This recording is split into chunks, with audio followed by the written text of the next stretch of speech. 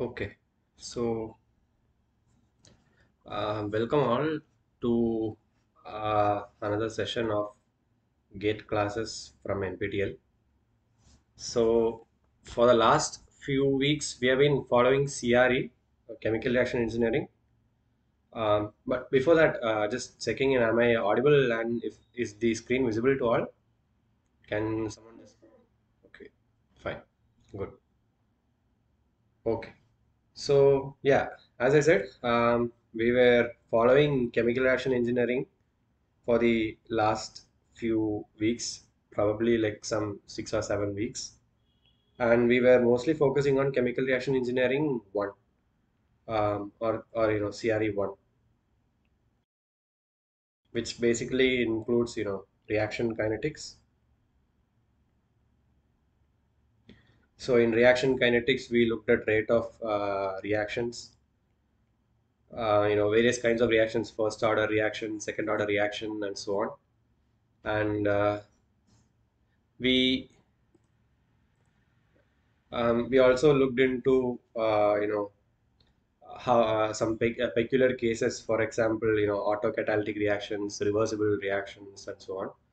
And after reaction kinetics, we looked into ideal reactors.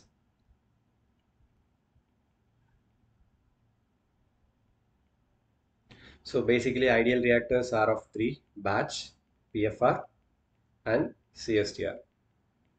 We looked into how each of these three reactors work, and how to arrive at their design equations, and we solved a lot of problems based on the design equations of these ideal reactors.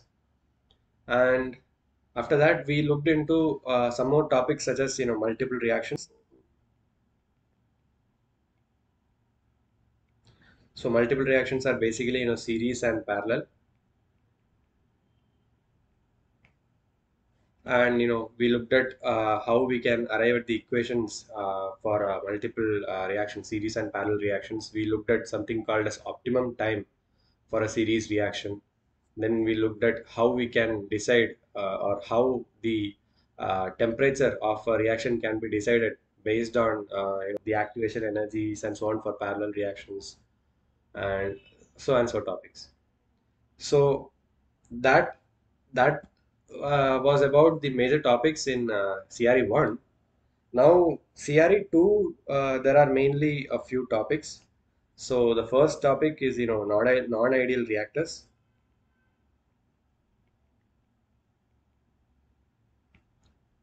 and then comes catalysis.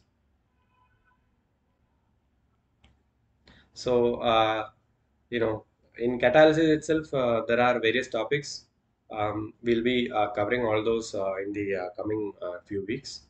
But anyways, as I said, um, we'll uh, we'll start with CRE2 from this class. We'll briefly look into non-ideal reactors, and we'll try to solve some previous year gate problems as well, just like how we have done for the past few classes. So we'll first look into some basic concepts, just brief through them, very quickly, with regards to non-ideal reactors, and then we'll look into some previous year gate questions with regards to non-ideal reactors. Fine. So yeah, let's go. So we did learn quite a few things about ideal reactors. So let us take CSTR for example. So I'm pretty sure all of you must be able to recollect the design equations or the peculiarities of a CSTR. So CSTR is also known as a mixed flow reactor. So like one of the assumptions, one of the most major assumptions in CSTR is that once the feedstock enters, once the feed enters, it is completely mixed,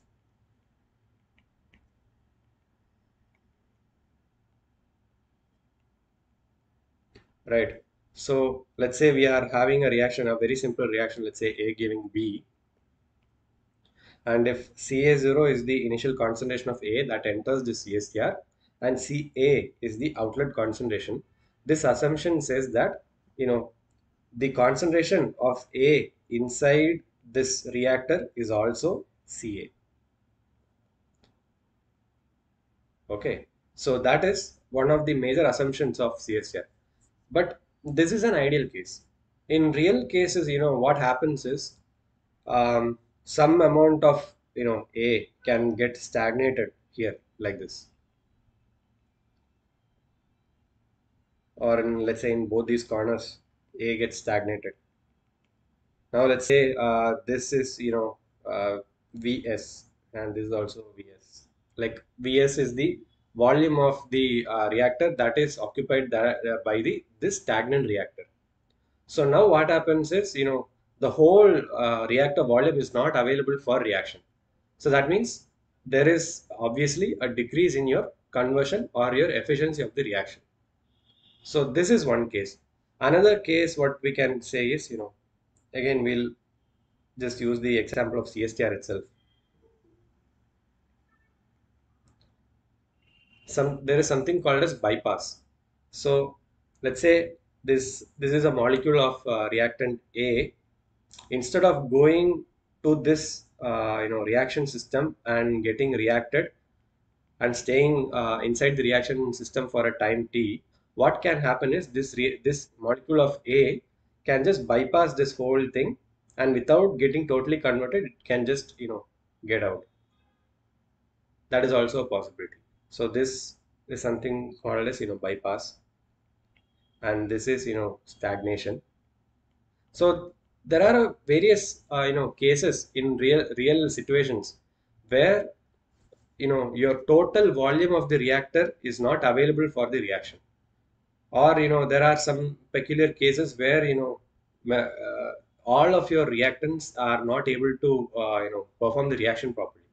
So this is where non-ideality occurs. So these are some basic examples of how non-ideality occurs in a reaction. So it could be stagnation, it could be bypass, it could be a lot of other things. And yeah, so non-ideality, by the name itself, it's just a deviation from ideal case.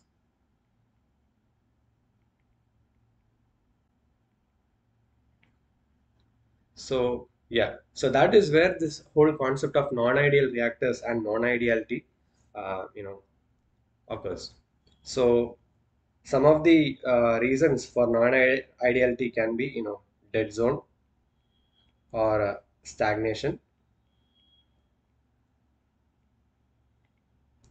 Then something called as this bypass, or you can even say it as channeling. And other thing is turbulence. Now this turbulence, this is very important when we are dealing with PFRs or plug flow reactors. So one of the basic assumptions of a plug flow reactor was that the flow is laminar, right? The flow is laminar and the fluid is ideal. So that is a very important assumption in plug flow reactors. And if there is turbulence inside the system, then the system again deviates from an ideal plug flow system. So yeah, so these are some of the causes of non-ideality in reactors. So to account for non-ideality, we use something called as residence time distribution,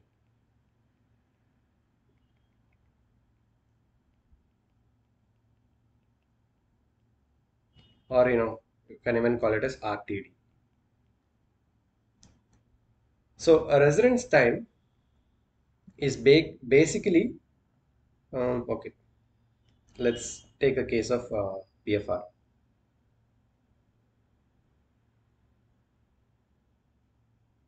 So this is the entry point of the PFR and this is the exit point of the PFR.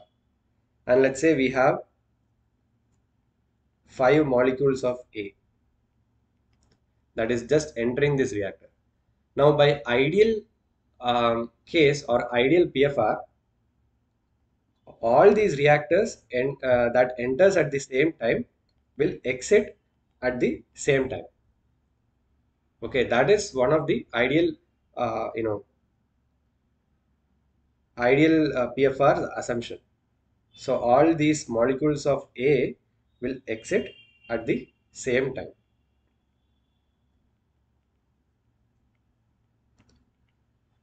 Now, as I said, in non-ideal reactors, this is not the case.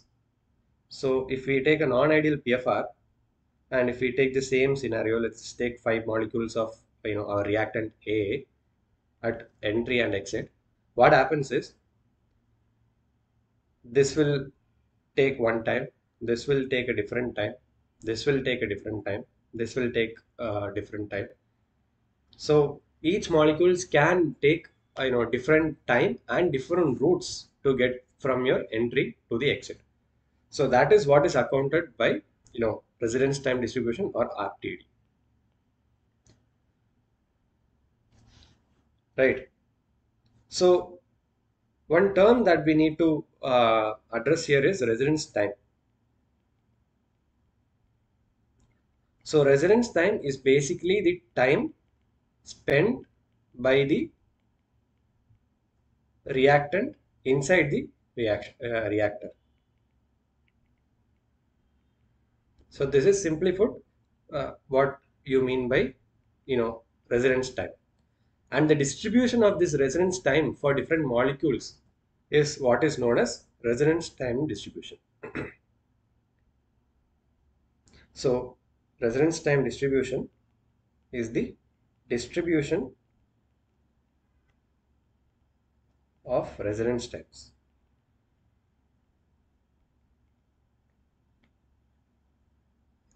Now, how we find this residence time distribution? We use something called as a tracer.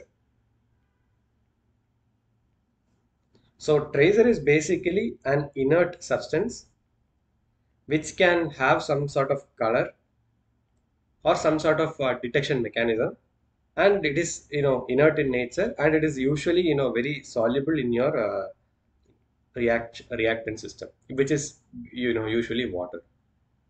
So you must have done some experiments if you have done CRE lab in your course. So you must have done some experiments where you inject some sort of color inside your reactor, which is basically just water running through the reactor, and you would have to calculate the time and find the residence time distribution and so on. So you some of you must have done it in your CRE lab. So yeah, so that is what we call as tracer. So we inject this tracer inside our system, and we use the exit time of the tracer to find the residence time distribution.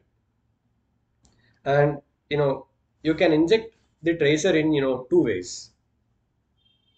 So one way is called pulse tracer, or which is basically injecting a significant amount of tracer in just one shot basically.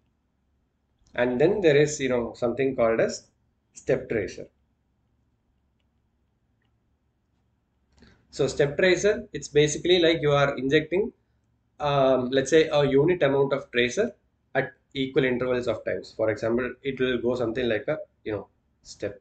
So at each time you will be injecting a tracer. So this is a one shot injection mechanism, and this is a sort of continuous injection.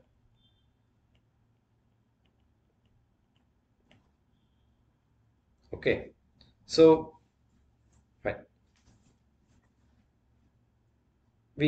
Let's take a PFR, and let's say we are injecting this PFR with a tracer of, let's say, M amount. This is our tracer, and let's say we have a flow rate nu inside the system, and let's say we are having an outlet concentration C at a time T. Then so basically M is your tracer, Nu is your volumetric flow rate. C is your concentration of tracer. C is the concentration of tracer. Okay, not your reactant or product. So C is the concentration of tracer in your output at an interval time t. So what we can do is we can plot a graph with this tracer system. So if we plot a graph between the concentration of tracer in your output C and time t, we'll get a graph. We'll have two graphs. So let's take one graph at the input and one graph at the output.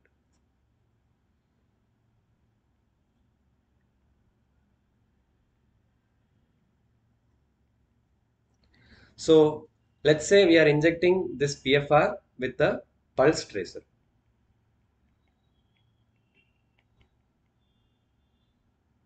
and we are recording the concentration at time t in the output.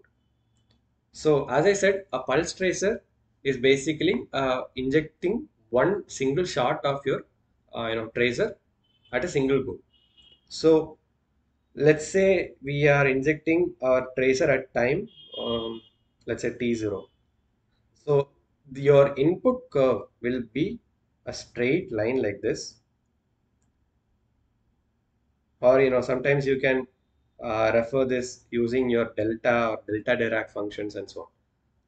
So this arrow mark means this is having a very high height, I would say, but the thickness of this impulse or this curve is very low, and it is such that the area of this is 1.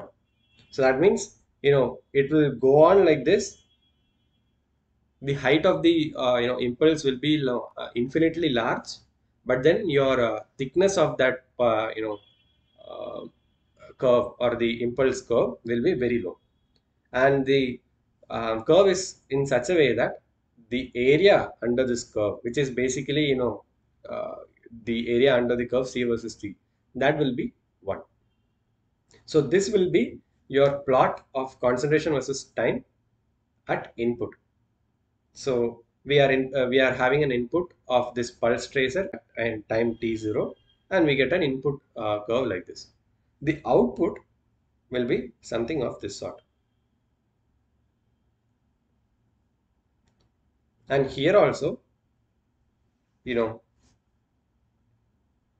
fine, let this be. So let's say we have an output like this. Now the resonance time E can be calculated as C, the concentration of tracer at the output, by integral of 0 to infinity C dt. Or basically, this is the concentration of the tracer at time t divided by area under C versus t plot. And we can even have a formula like this, which is C nu by m. So this is your residence time at a given time t. So now let's say if you are plotting or if you are finding your residence time E for different times from 0, T0, T1, T2 and so on up to, let's say Tn, we can plot something called as your residence time distribution or E curve.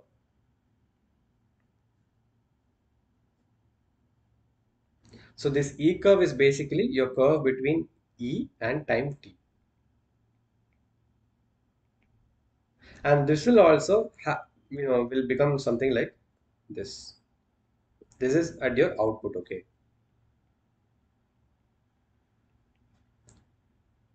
And the area under E curve will be equal to 1,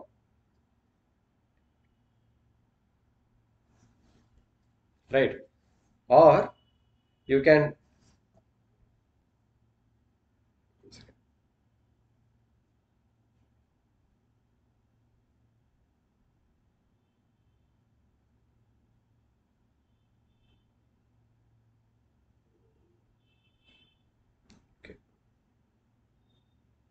All right.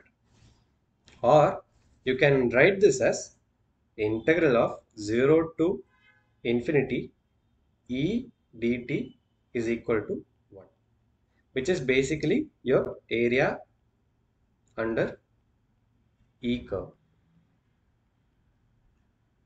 Okay. So a lot of the problems or questions with regards to non-ideality or non-ideal reactors or residence time distribution will be using this concept basically, such that the area under your E curve is basically 1, right? So yeah. So also one more thing that we need to note, that this area under the E curve represents the fraction of material leaving the reactor.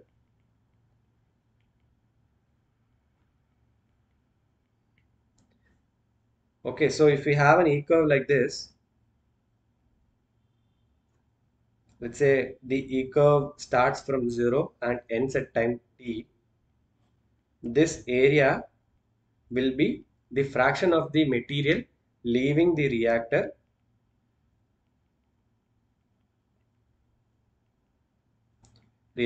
at time t, right? So that is the significance of this area under the E curve.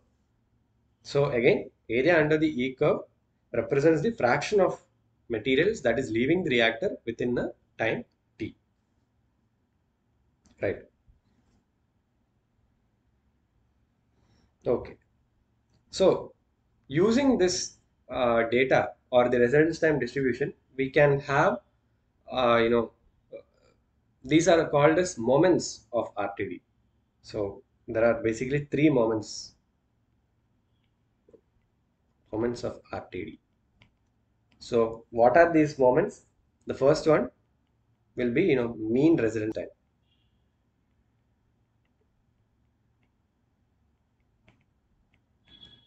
Mean residence time, in you can even vaguely term it as average residence time, and it is usually represented as T bar, and this will be equal to integral 0 to infinity t e of t dt. So this is your first moment, mean residence time. You can even, expand this, because e of t is basically c by integral of 0 to infinity c dt, right? So you can apply this expansion here, and you can write your mean residence time as integral of 0 to infinity t c of t dt by integral 0 to infinity c dt. So this is your first moment, which is mean residence time, or which you can also vaguely term it as, average residence time of the reactor. Or, this is basically the average residence time spent by the molecules inside the reactor. All right. The second moment is the variance.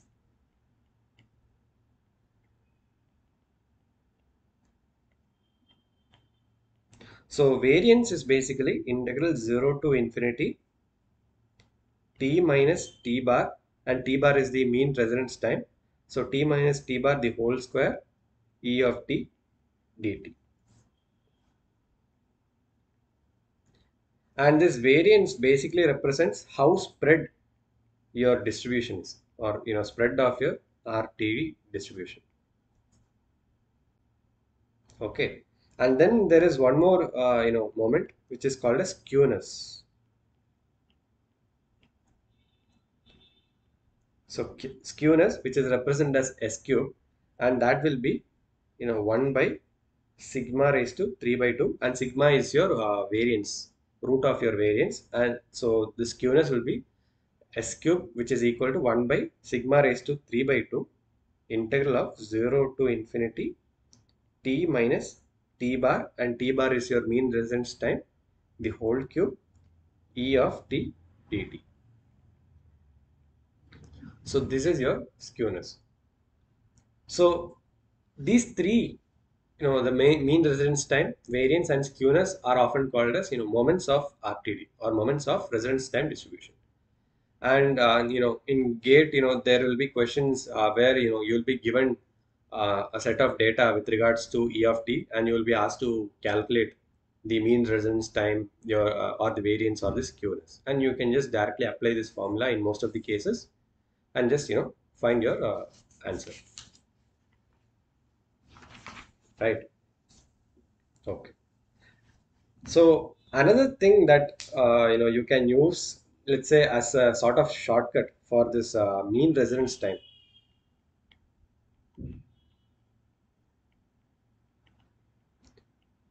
So let's say if you are given a residence time distribution like this,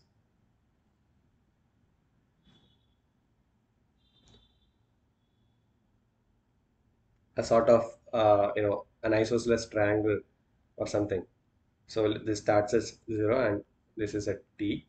So if you are asked to find what is the mean residence time t bar here, what you can search for is the geometry of the residence time curve. So here, if you divide this curve at this middle point, what you will have is both these sides will be having equal geometry or equal area. So what you can say is, you can say this halfway point is your mean residence time, and this is applicable only for equal geometry figures like this isosceles triangle, or if you have mean residence time like this. So the halfway point will usually be your mean residence time. In cases which are not identical, having identical geometry, you can use your formula, which is integral 0 to infinity t e of t dt, to find your mean residence time, and follow the same steps to find the variance and skewness, right? Fine. So one more thing we'll just look into before we go into the questions. So yeah, we were looking at residence time distribution for the pulse tracer, right? So let's say we have a pulse tracer residence time pulse tracer that is introduced in a CSTR. Then how will your residence time distribution look at the inlet of your or basically how will the pulse tracer look in a CSTR? So in a CSTR,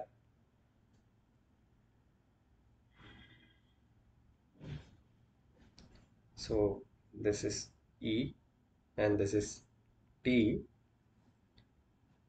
Yeah. So in a CSTR, this residence time distribution for a CSTR will be somewhat like this. Okay. This is your residence time, and the point at which it starts at time t equal to 0, this will be 1 by tau, and tau is your space time.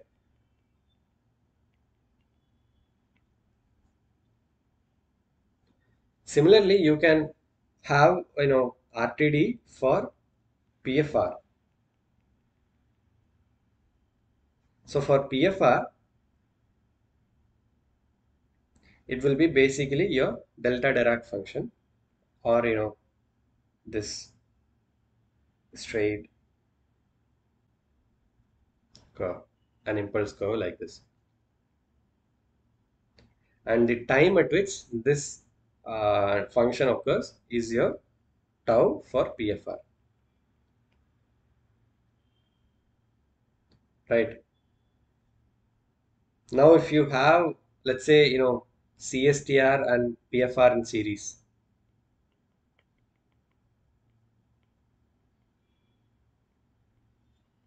so let's say you have a PFR, then it is followed by a CSTR. Then your resonance time distribution will be like this.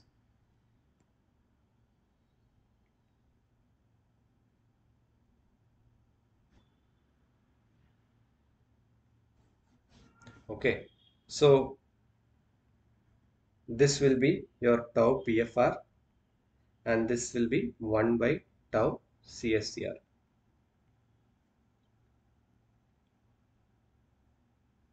right? And you can even have, CSTR and PFR in parallel. So, okay.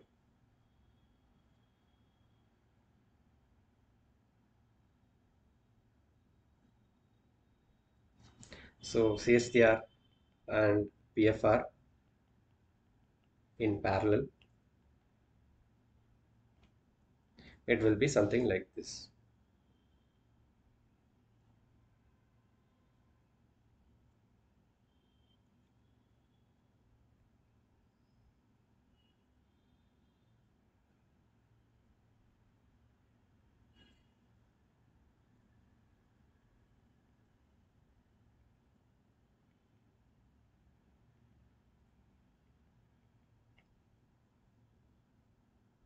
Okay. And you can have, a variety of, RTDs as well. You can have, let's say,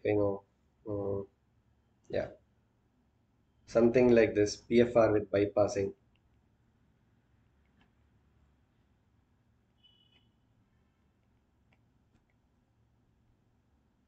So for PFR with bypassing, you'll have, something like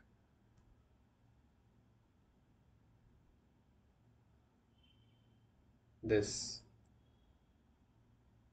So this small curve represents your bypassing basically. And, you can have another case, let us say, bypassing in CSTR with bypassing.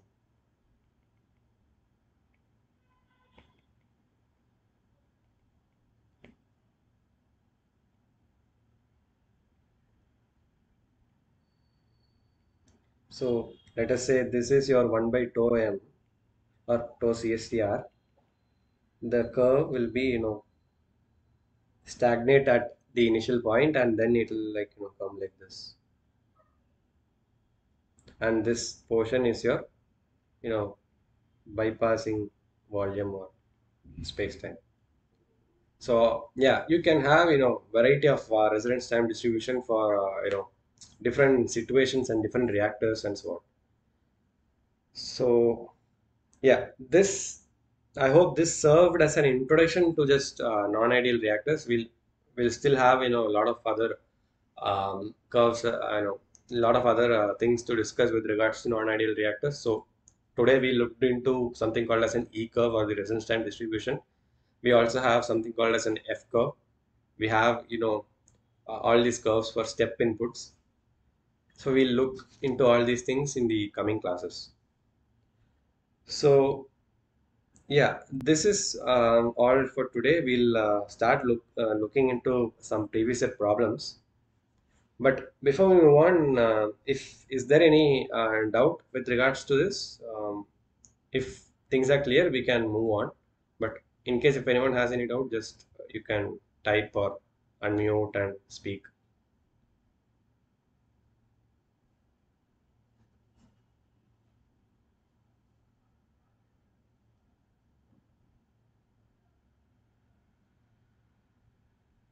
Okay.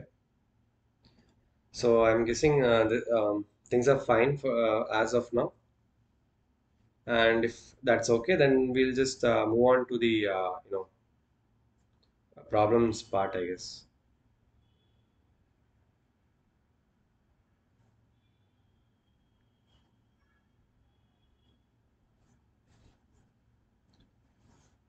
Yeah. So just go through this question and let us see how we can solve this question in a couple of minutes. And yeah, most of the questions that will be, I mean, not most, all of the questions that we'll be discussing today are based on your E curve only, like based on the concepts that we learned so far. So just go through the question.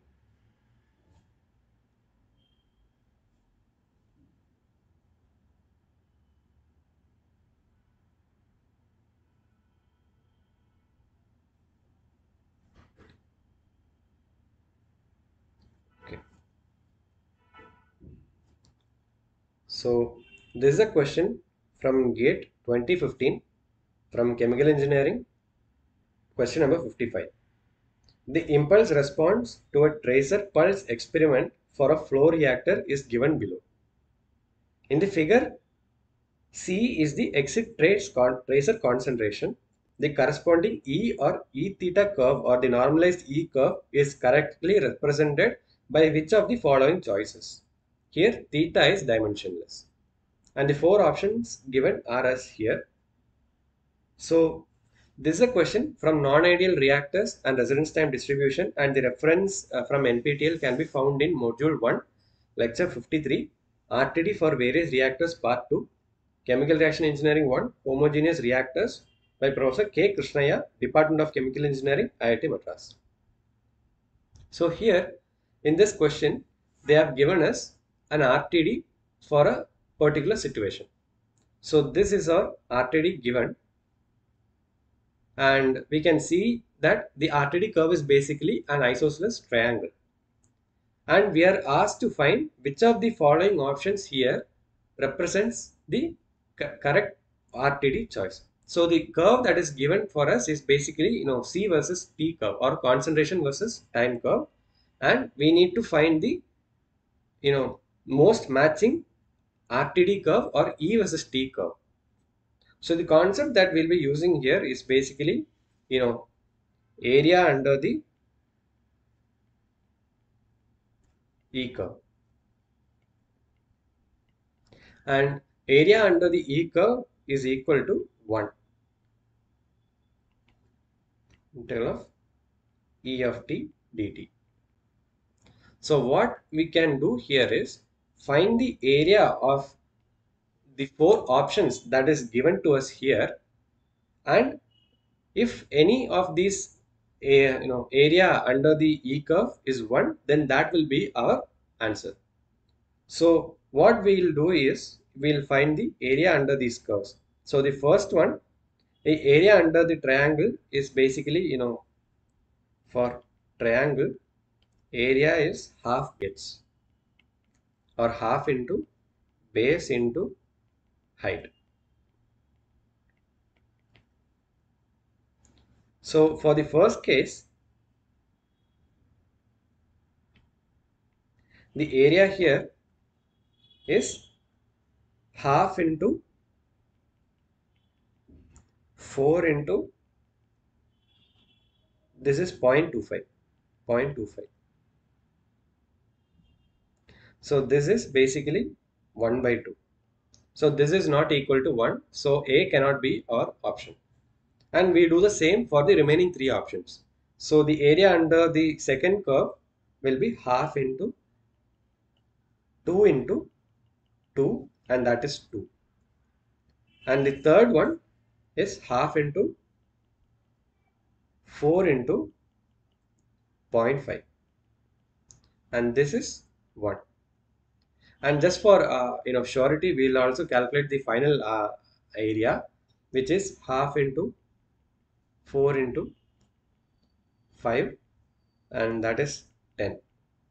So area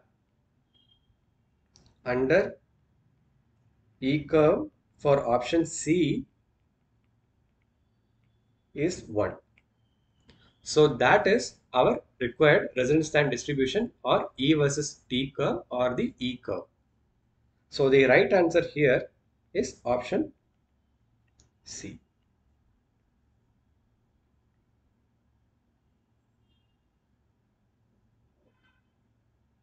Right. So this is just a straightforward application of the area under the curve concept that we just looked into a few minutes ago. So whichever E curve gives the area as 1, that is your correct E curve for the particular situation. And not just for this particular situation, for any situation or any reactor, the area under your E curve should always be 1. So that is what we tried to find here. We found the areas of the different RTD curves that were given to us, and the area under the curve, which was 1, is our correct option, and here that option is option C.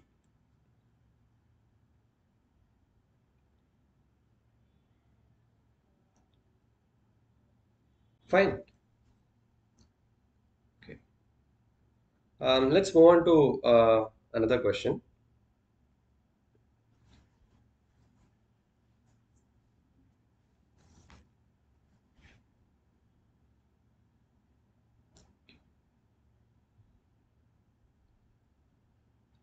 So this is a question from GATE 2016 from Chemical Engineering, question number 50.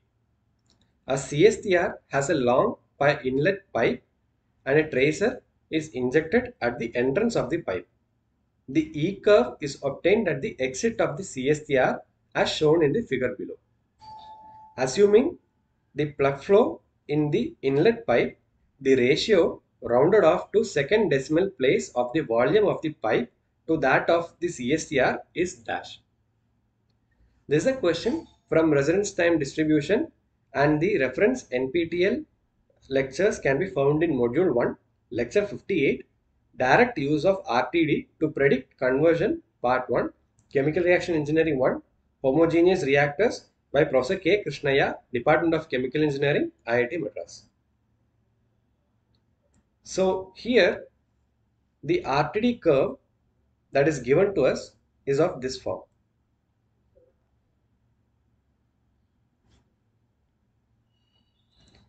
So this is basically the RTD that is given, and the other information that is given is that there is an inlet pipe which is connected to a CSTR, and the data that is given, just a second,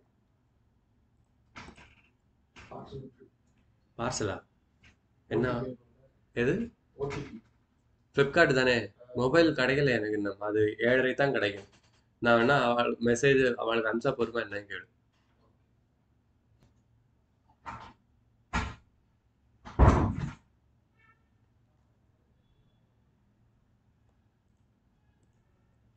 okay, sorry about that. So yeah, so the given here is that we have a long inlet pipe which is which acts as a PFR, and this is then connected to a CSTR. Okay, and the RTD representing this system is given in this form. So for RTD that is given here is basically the RTD of a system which is consists of PFR followed by a CSTR. So that means this point here represents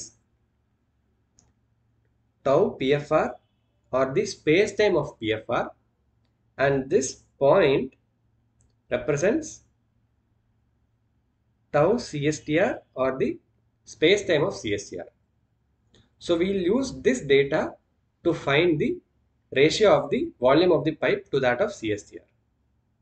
So from the graph, we can have the two datas here, that is tau PFR, which is 5, and this 0.05 is 1 by tau CSTR.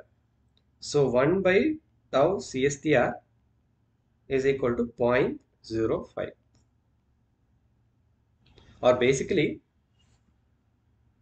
tau of the pipe is 5 and tau of the CSTR reactor will be 1 by 0.05, or you can write it as 1 by tau of the CSTR as 0.05.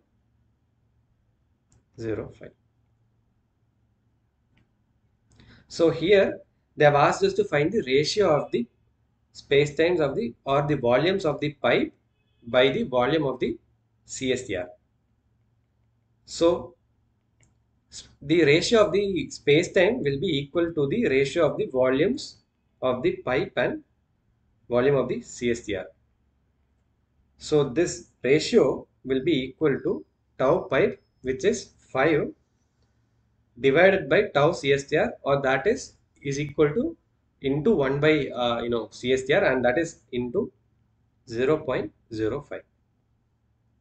So this ratio will be 5 into 0.05, and that is 0.25. So the ratio of the volume of the pipe to that of CSTR will be 0.25.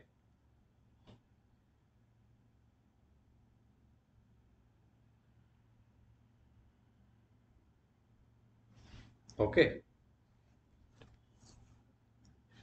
So again, this is basically a straightforward question using this RTD curve.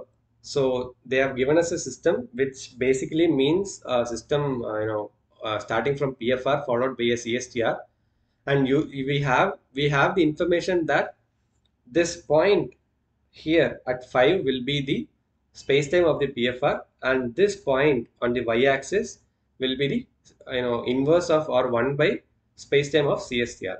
So using these two data from the residence time curve, we can find the ratio of the volume of the pipe to that of CSTR directly.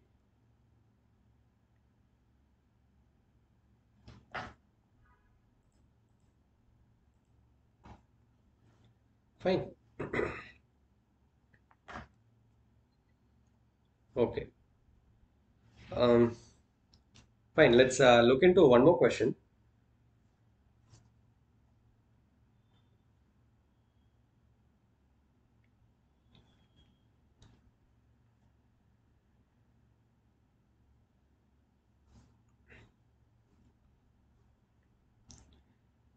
Okay. So this is a question from GATE 2017 from Chemical Engineering, question number 46. The C curve measured during a pulse tracer experiment is shown below. In the figure, C of T is the concentration of the tracer measured at the reactor exit in mole per liter at time T seconds. The mean residence time in the reactor rounded off to one decimal place is dash seconds. So this is a question from residence time distribution from non-ideal reactors in chemical reaction engineering, and the reference NPTEL series can be found in module 1, lecture 53, RTD for various reactors part 2, chemical reaction engineering 1, homogeneous reactors by Professor K. Krishnaya, Department of Chemical Engineering, IIT Madras. So here in this question we have been given a C versus T plot for a particular pulse tracer experiment, and we need to find the mean residence time T bar, and the T bar can be found as integral 0 to T into E of T dt, 0 to infinity. So here let us divide this curve into two. So redrawing this curve, we had this was our RTD for 0, 1, 2, 3. So up to time 3 seconds. This was the concentration versus time curve. So what we can do is we can divide this concentration versus time curve into three parts. So this will be part 1, this is part 2, and this is part 3. So our mean residence time is given by integral 0 to infinity T into E of T dt.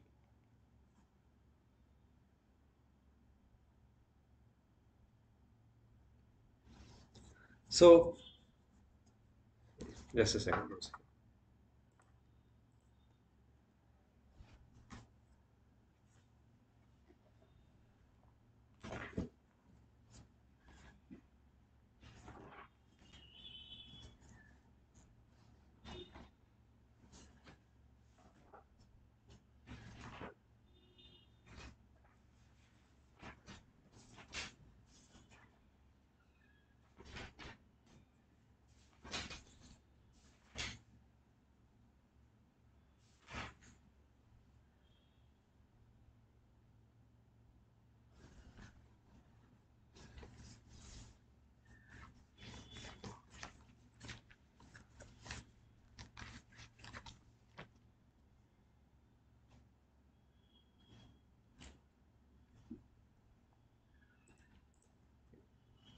Okay, sorry about that.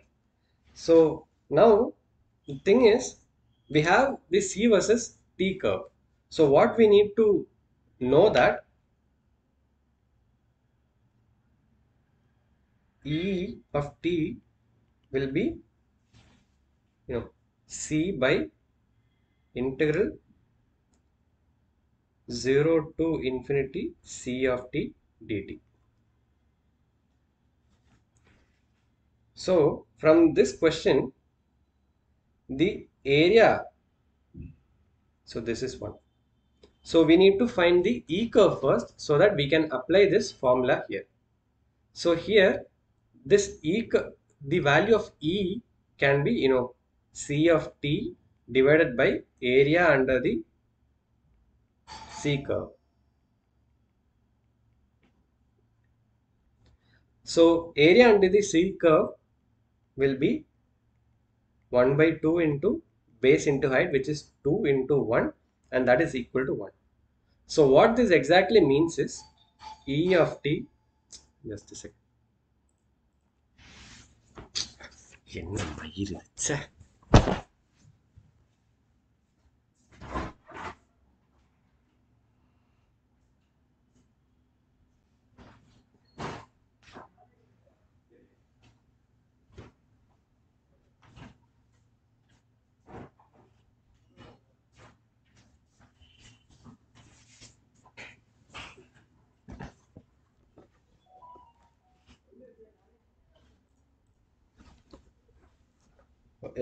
Sorry about that.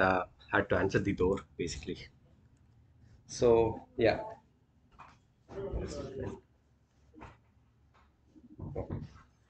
So okay. So now what this essentially means is E of T will be equal to C of T by 1, and that is C of T. Or in other words, E curve will be pretty much the same as the C curve because the area under the curve is 1. So our E curve will also be like this.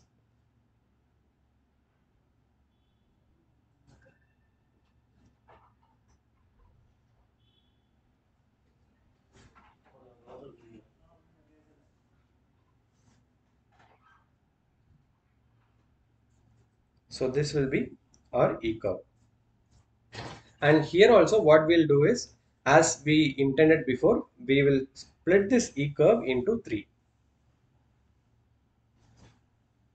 This is part 1, this is part 2, and this will be part 3. Okay. So the mean residence time T bar is equal to integral 0 to infinity T E of T dt will become, integral T E of T dt for part 1 plus integral for part 2 plus the same integral for part 3. Right. Now one more thing we need to note here is that the E of T dt, or the integral that integral of E of T dt is basically the area under the curve. Okay, sorry about that. That is a mistake.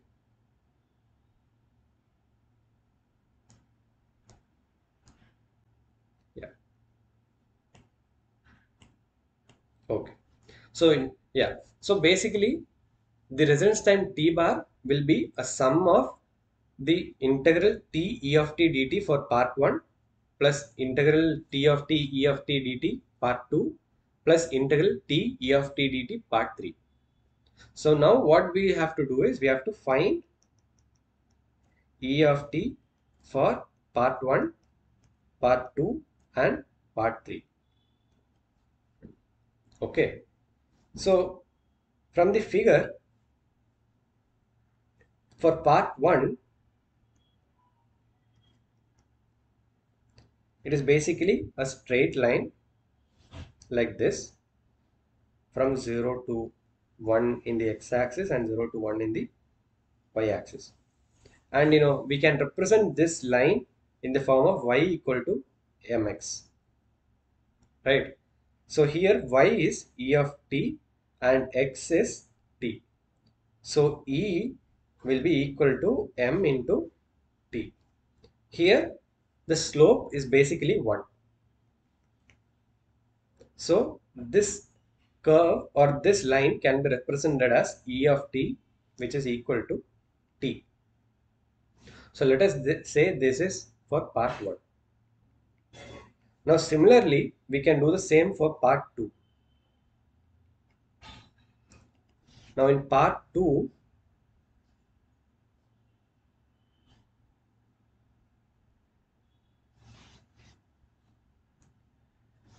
this is from 1 to 2, and the x-axis is t and y-axis is e, that goes from 0 to 1. So this equation can also be represented as y equal to mx plus c. So here y is e and m again is the slope, and that is minus 1. So minus x plus c. C is the intercept, and this will intercept the y-axis at 2. So E of t for part 2 will basically be 2 minus t.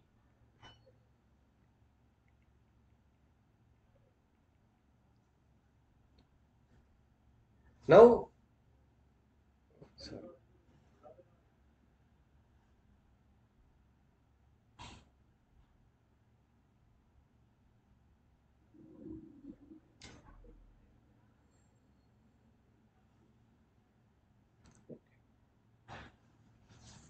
Now let us move on to part 3.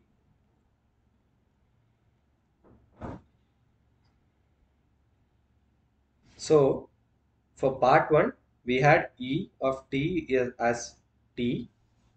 Then for part 2 we had E of t as 2 minus t. Now part 3, E of t is basically 0 because it just coincides with the x-axis t, and E of t for this line will be 0. So E of t for part 3 will be 0.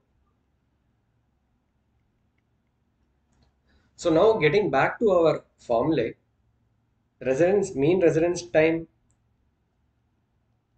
t bar is equal to integral of 0 to infinity t e of t dt, and we had divided this into part 1, part 2 and part 3.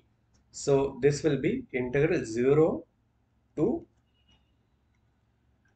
1 t e of t dt for part where e of t is the e of t from part 1.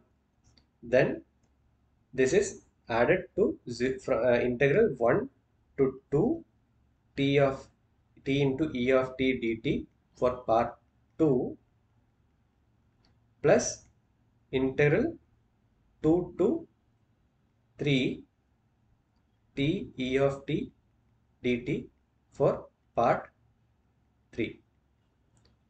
Now e of t for part 3 is basically 0, so the third term will get cancelled. So now what we can do is we can substitute the e of t's from part 1 and part 2 into this equation. So mean residence time t bar will become integral 0 to 1 t into e of t for part 1 is t and e of t for part 2 is 2 minus t.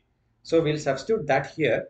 This will be 0 to 1 integral 0 to 1 t into t dt plus integral 1 to 2 t into 2 minus t dt. So this will be our final integral equation. So now all we have to do is integrate the equation and apply limits.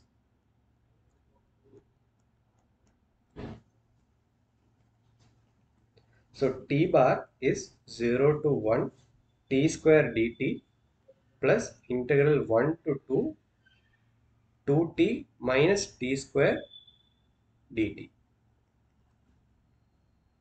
So this will be integral t cube, this will be t cube by 3 from 0 to 1 plus 2 t square by 2 minus t cube by 3 from 2 to 1.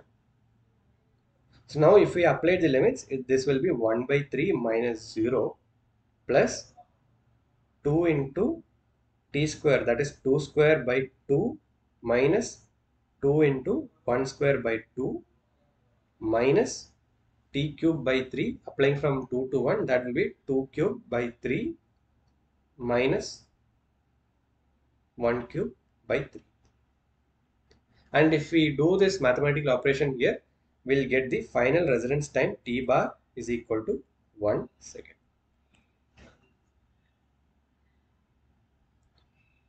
So the required mean residence distribution time here will be 1 second. A shortcut for this can be, because this residence time distribution has an identical geometry like this,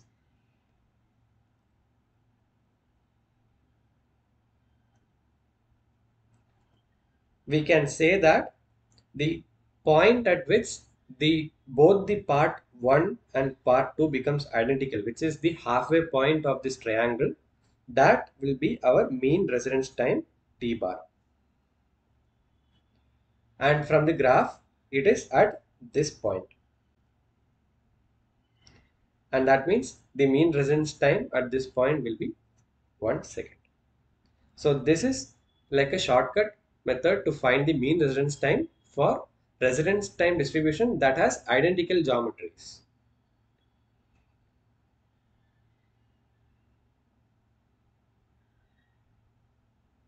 Fine. So what we did here basically is we tried to find the mean residence time using your standard method, which is by using the formula, and the final few seconds we just mentioned, regarding the identical geometry. So here in this question, we had an identical geometry, and because of that we could find the mean residence time, by just cutting through the halfway point. But if you wanted to do it in the normal standard way using our formula, this is our formula, which is, t bar is equal to integral t into e of t dt, and we have to find e of t for these different lines that we have in the e curve. So that is what we did here. So we found the, equations for E of t for part 1, part 2 and part 3 in this question, and then, finally just integrated everything and summed everything, and finally we just applied the formula directly and we got the final residence time as, or mean residence time as 1 second.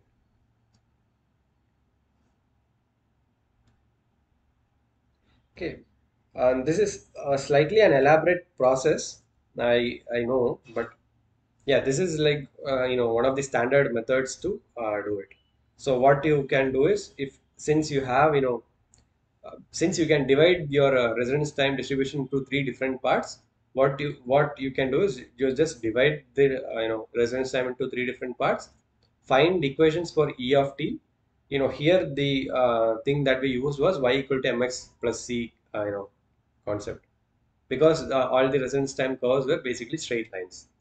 So we used y equal to mx plus c here, and we found, the terms for e of t for, different lines, and then finally just integrated and added them together to get the mean residence time.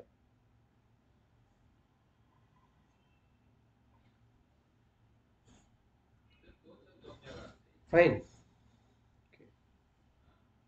Is this clear to everyone? Are the questions and concepts that we discussed here, were somewhat clear to everyone, I hope?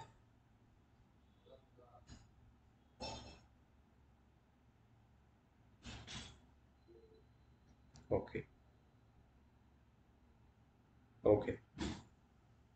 Good. Yeah, I mean, these things are like just some of the basics when it comes to non-ideal reactors. I mean, there are a lot more things mm, that's there in the non-ideal reactors. But anyways, this is some of the basics with regards to the residence time distribution or the E curve for non-ideal reactors. And these three questions that you just saw are like some of the standard questions that you can expect in GATE exams by using the concept of the E curve or the residence time distribution. All right, fine. So we'll stop here for now, and yeah, we'll start with the remaining part of the residence time distribution and the step inputs and F curves for non-ideal reactors from next class, and we'll see how it goes from there. We'll try to solve some problems as well using this E curve and F curve concepts in the next class. All right. So yeah, that's it for today. Um, Thank you for joining, and I hope to see you guys next Monday.